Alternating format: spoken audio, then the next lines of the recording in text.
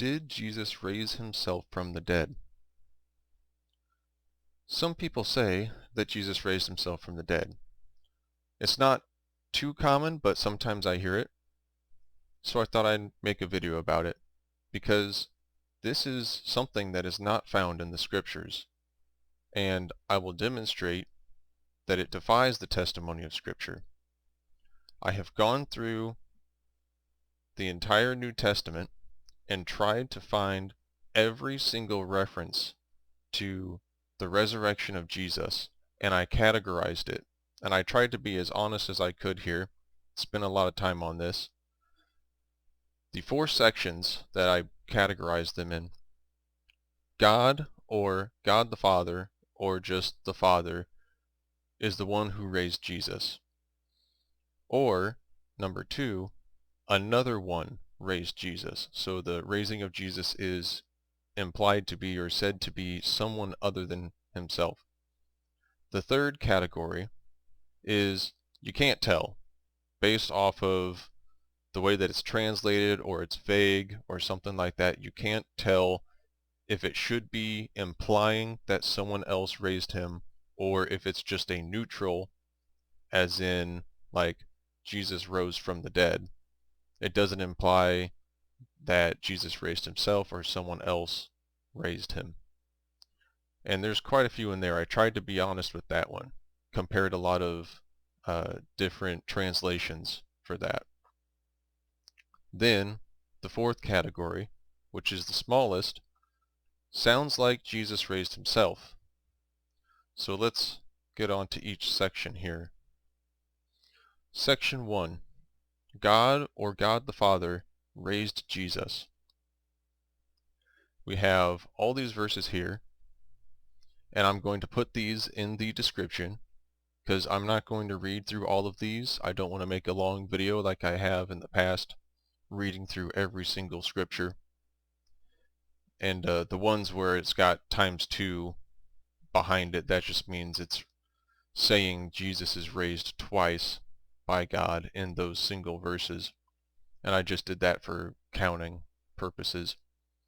The only verse that I'm going to read through is one that I think is pretty strong, pretty telling of what the rest of the scripture testifies to, and that's Hebrews 5 verses 5 through 10. So let's read through that right now. In the same way, the Messiah did not exalt himself to become a high priest, but the one who said to him, "You are my son, today I have become your father," also said in another passage, "You are a priest forever in the order of Melchizedek." During his earthly life, he offered prayers and appeals with loud cries and tears to the one who was able to save him from death, and he was heard because of his reverence. Or some translations say like piety or obedience and stuff. Though he was God's son, he learned obedience through what he suffered. After he was perfected, he became the source of eternal salvation for all who obey him, and he was declared by God a high priest in the order of Melchizedek.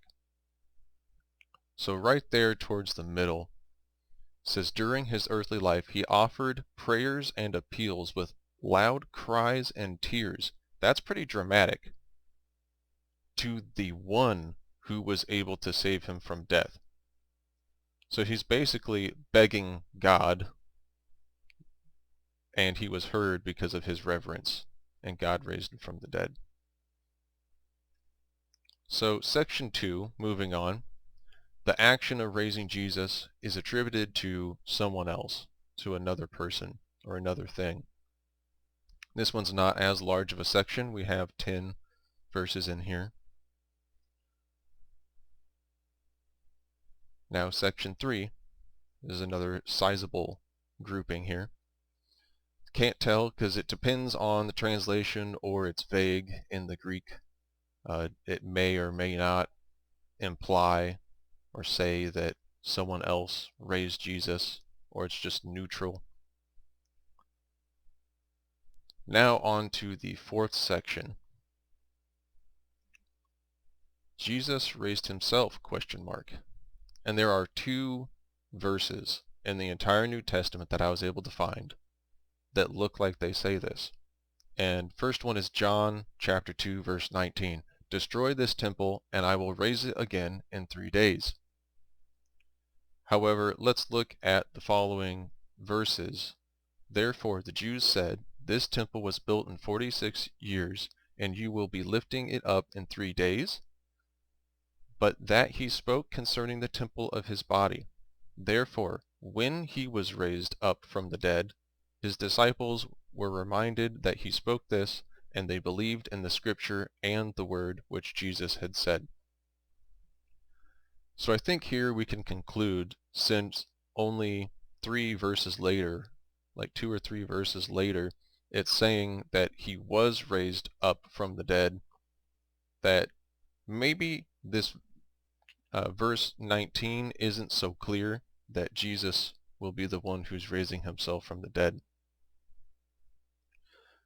The other verse is also from John, chapter 10, verses 17 and 18. Because of this, the Father loves me, because I lay down my life in order that I may again take it. No one takes it away from me, but I lay it down out of myself. I have authority to lay it down, and I have authority to take it up again.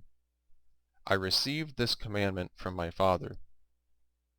So depending on what the scholars say the Greek will imply here, I think this last sentence, I received this commandment from my Father, and the rest of the way that the what Jesus says is rendered here, I don't think we should conclude it's a very strong case for Jesus saying he's going to raise himself up from the dead.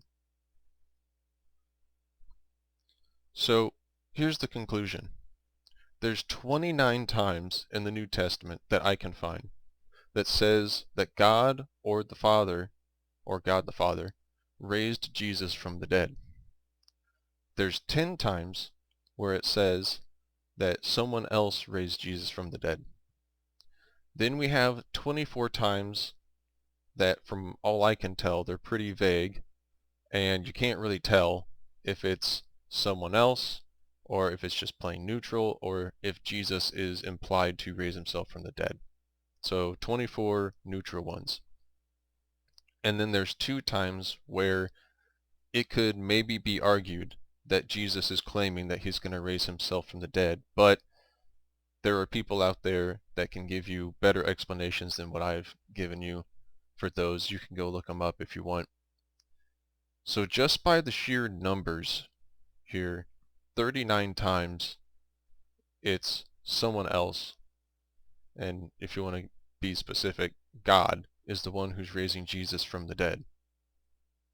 So I think that we probably have no reason to say that Jesus raised himself from the dead if you are a Protestant that wants to follow what the scripture says. Thanks for watching.